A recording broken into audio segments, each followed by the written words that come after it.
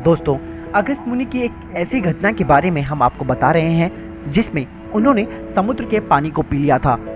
अगस्त मुनि बड़े तपस्वी के रूप में जाने जाते थे, जिन्होंने समय समय पर देवताओं की रक्षा की थी। दोस्तों, एक समय पहले की बात है जब दैत्यों का राजा वृत्रासुर इंद्र के हाथों मारा गया था। तब राक्षसों के पास कोई राजा नहीं था, इसीलिए वे सभी राक्षस अपने को बचाने के लिए समुद्र के नीचे छिप गए। समुद्र में छिपे दैत्य इंद्र को मारने के लिए तरह तरह की साजिश करते थे। तब उन्हें एक उपाय सूझा, यदि धरती पर मौजूद ऋषियों को मारा जाए तब इंद्र की शक्ति कम हो जाएगी और संसार नष्ट हो जाएगा। ये दैत्य रात के समय में ऋषि मुनियों के आश्रम में जाते थे और उन्हें रात में मारकर वापस सुबह समुद्र में छिप जाते थे। ये समस्या देखकर सभी देवता श्री हरि विष्णु के पास पहुंच गए और उनसे अपनी रक्षा की प्रार्थना की। तब श्री हरि विष्णु ने कहा कि दैत्य समुद्र के अंदर जब तक रहेंगे तब तक देवता उनका कुछ नहीं कर सकते हैं, इसीलिए समुद्र को सुखाना होगा।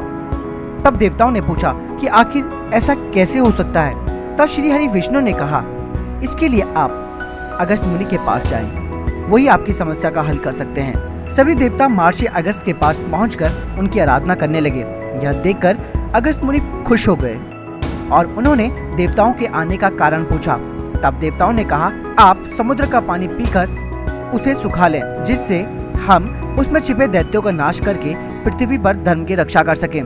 महर्षि ने देवताओं की बात मानी और वे देवताओं के साथ समुद्र के किनारे पहुंच गए और उन्होंने समुद्र का सारा जल पीकर उसे सुखा दिया। समुद्र के सूखते ही देवताओं और दैत्यों के बीच में युद्ध हो गया। इसके बाद फिर देवताओं ने अगस्त मुनि से प्रार्थना की कि वे वापस समुद्र के जल को भर दें, लेकिन अगस्त मुनि ने कहा कि वे समुद्र के जल को पीकर पचा चुके हैं, अब जल का आना असंभव है।